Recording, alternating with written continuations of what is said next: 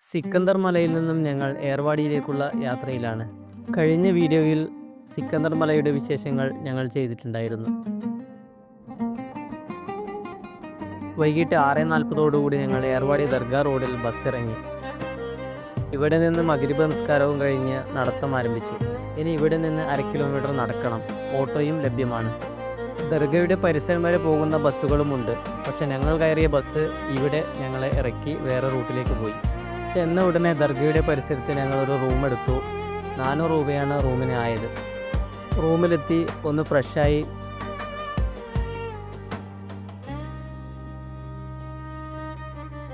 പുറത്തിറങ്ങി ഭക്ഷണം കഴിച്ച് നേരെ ദർഗയിലേക്ക് നടന്നു. സയ്യിദ് ഇബ്രാഹിം ബാദ്ഷാ അവറുകളുടെ മക്ബറയാണ് ഇവിടെ സ്ഥിതി ചെയ്യുന്നത്. ആത്മീയ മാനസിക പ്രശ്നങ്ങൾക്ക് ഇവിടെ വന്നാൽ പരിഹാരം ഉണ്ടാകും എന്നാണ് പറയപ്പെടുന്നത്. എല്ലാ മതത്തിൽപ്പെട്ടവരും ഇവിടെ വരാറുണ്ട്. ഇതുമായി ബന്ധപ്പെട്ട് പ്രശ്നങ്ങൾ നേരിടുന്നവരെ നമുക്കിവിടെ നേരിട്ട് കാണാൻ സാധിക്കും. അതിൽ ചെറിയ കുട്ടികൾ പോലും ഉണ്ട് എന്നുള്ളതാണ് സങ്കടകരമായ കാഴ്ച. ഇത്തരം ചികിത്സയുമായി ബന്ധപ്പെട്ട് ഇവിടെ താമസിക്കുന്ന നിരവധി ആളുകളെ ഈ മക്കാമിന് ചുറ്റും കാണാൻ സാധിക്കും. അകത്തു നിന്നുള്ള വീഡിയോകൾ ഒന്നും തന്നെ അധികം പകർത്തിയിരുന്നില്ല. ഇതിലൊക്കെ വിശ്വാസം ഉള്ളവരും ഇല്ലാത്തവരും ഉണ്ടാകാം.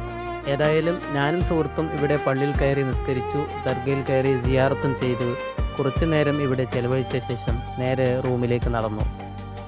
രാവിലെ എഴുന്നേറ്റ് സുബഹ് നിസ്കരിക്കാൻ പോയി. അവിടെ നിന്ന് ചായയും കുടിച്ച് നേരെ കാട്ടുപള്ളി കാണുവാനാണ് ഇനി യാത്ര. ഏർവാടി ദർഗയിൽ നിന്നും 1/2 കിലോമീറ്റർ അകലെയാണ് കാട്ടുപള്ളി ദർഗകൾ സ്ഥിതി ചെയ്യുന്നത്. ഏർവാടി ദർഗയുമായി ബന്ധപ്പെട്ട് നിരവധി ദർഗകൾ ഇവിടെയുണ്ട്. അവയിൽ ഒന്നാണ് കാട്ടുപള്ളി എന്നറിയപ്പെടുന്നത്. കാട്ടുപള്ളിയിലെ നിരവധി ദർഗകൾ കാണാൻ സാധിക്കും. ഇവിടെ ഏറെ പ്രസിദ്ധമായത് ഹക്കീം ഡോക്ടർ ഷാഹിദ് അവറുകളുടെ ദർഗയാണ്.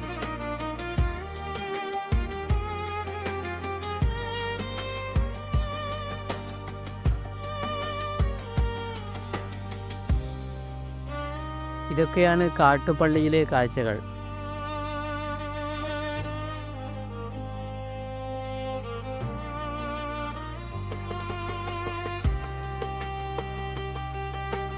ഇവിടെ കൊടിമരം എന്ന് പറഞ്ഞ് ഒരു സ്ഥലം കൂടിയുണ്ട്. അത് കാണുവാനായി ഒരു ഓട്ടോ പിടിച്ച് നേരെ അങ്ങോട്ടേക്ക് പോയി.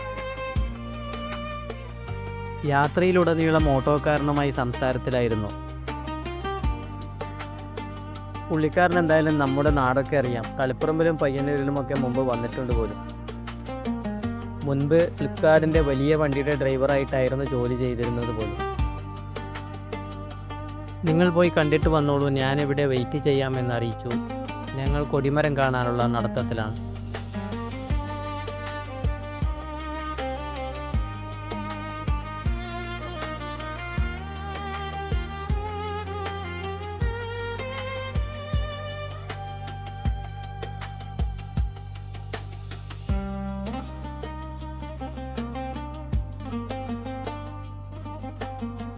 ഇതാണ് കൊടിമരം എന്നറിയപ്പെടുന്ന സ്ഥലം. കടലിനോട് ചേർന്ന ഒരു ഭാഗമാണിത്.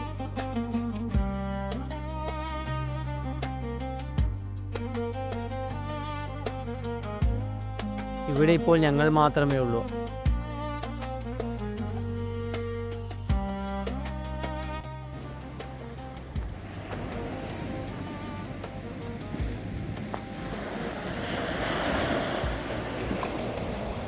നല്ല മനോഹരമായ ഒരു സ്ഥലം തന്നെ, ഒന്നും പറയാനില്ല.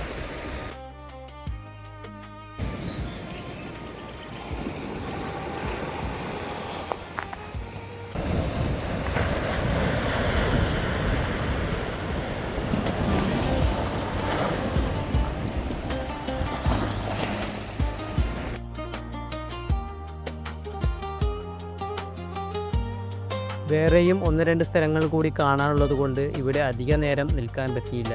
പെട്ടെന്ന് അവിടെ നിന്നും ഇറങ്ങി.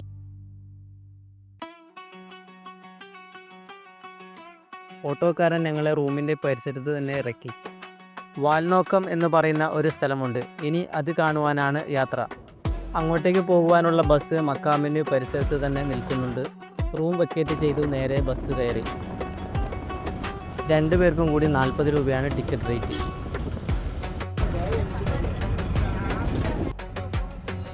ചുറ്റും മനോഹരമായ കാഴ്ചകളാണ്.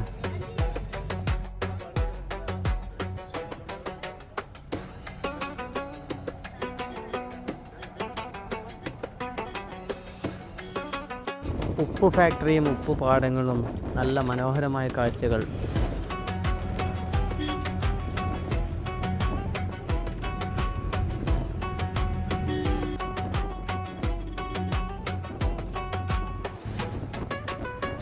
രാവിലെ 9 മണിയോടുകൂടി വാൽനോക്കത്തിൽ ബസ് ഇറങ്ങി നടത്തം ആരംഭിച്ചു.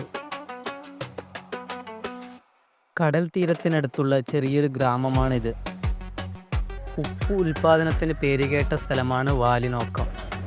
തമിഴ്നാട് സാൾട്ട് കോർപ്പറേഷൻ വാലിനോക്കിൽ നിന്നാണ് ഉപ്പ് ഉൽപാദനം ആരംഭിച്ചത്.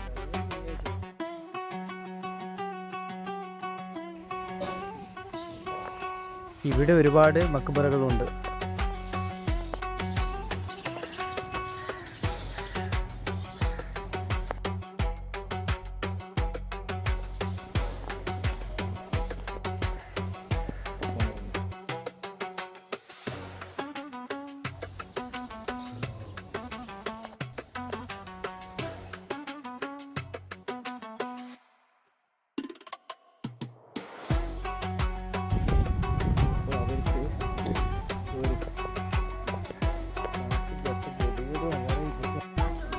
ഇത് ഒരു അത്ഭുത കിണറായിട്ടാണ് പറയപ്പെടുന്നത്. ബീച്ചിന് തൊട്ട് അരികിലായിട്ട് കൂടി ഇവിടെ ഉപ്പുവെള്ളമല്ല, സാധാരണ കുടിക്കാൻ പറ്റുന്ന വെള്ളം തന്നെയാണ് ഉള്ളത്. ഇങ്ങോട്ടേക്ക് വരുന്ന സന്ദർശകർക്ക് കുടിക്കാനും മുഖം കഴുകാനും വെള്ളം കോരിത്തരാൻ കുറേ സ്ത്രീകൾ ഇവിടെ നിൽപ്പുണ്ട്. സന്ദർശകരിൽ കുറേ ആളുകൾ കുപ്പിയിലും വലിയ ക്യാനുകളിലും വെള്ളം നിറച്ച് കൊണ്ടുപോകുന്നതും കാണാം. ബീച്ചിനോട് അരികിലാണ് ഈ മക്കാം സ്ഥിതി ചെയ്യുന്നത്. വളരെ നല്ല മനോഹരമായ കാഴ്ചകളാണ് ഇവിടം സമ്മാനിക്കുന്നത്. യുദ്ധം നടന്ന കടൽ തീരമാണ് എന്നാണ് പറയപ്പെടുന്നത്.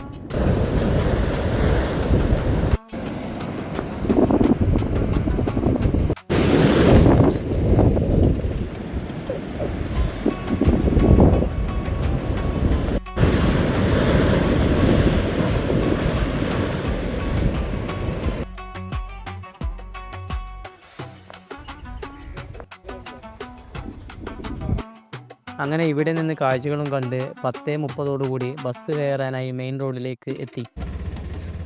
ഇവിടെ നിന്ന് അടുത്ത ബസ് ഇനി 12 മണിക്കേ ഉള്ളൂ. സമയം കളയാനില്ലാത്തതുകൊണ്ട് ബസ് കിട്ടുന്ന അടുത്ത ടൗൺ വരെ ഓട്ടോയിൽ പോയി. ഇവിടെ നിന്ന് മെയിൻ റോഡ് വരെ പോകുന്നതിന് 150 രൂപയാണ് ചാർജ് പറഞ്ഞത്. ഇനി അടുത്ത ലക്ഷ്യം ജിന്നുപള്ളി എന്നറിയപ്പെടുന്ന കീലക്കര പള്ളി കാണുവാനാണ്.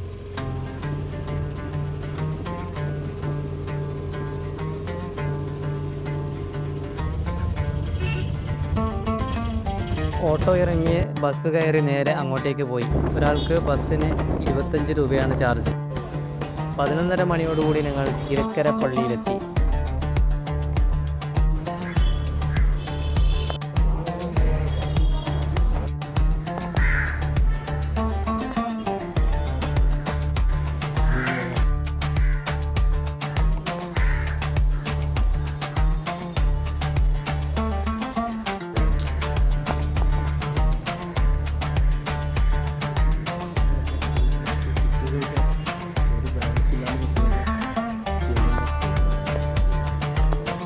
ഇതും കണ്ട് ഇനി നാട്ടിലേക്കുള്ള തിരിച്ച് യാത്രയാണ്.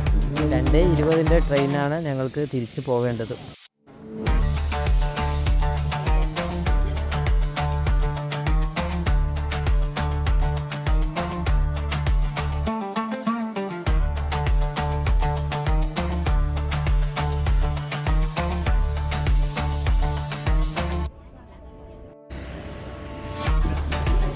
ഒന്നര മണിയോടുകൂടി രാമനാഥപുരം റെയിൽവേ സ്റ്റേഷന് സമീപം ഞങ്ങൾ ബസ് ഇറങ്ങി.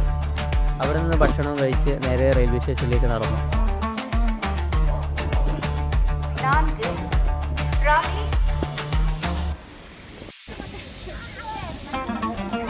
ഇനി ഇങ്ങോട്ട് വന്നതുപോലെ അമൃത എക്സ്പ്രസ്സിന് തിരിച്ച് പാലക്കാടേക്ക് ട്രെയിൻ കയറുകയാണ്. 2:20 ട്രെയിൻ കയറിയാൽ പാലക്കാട് എത്തുമ്പോൾ രാത്രി 8:30.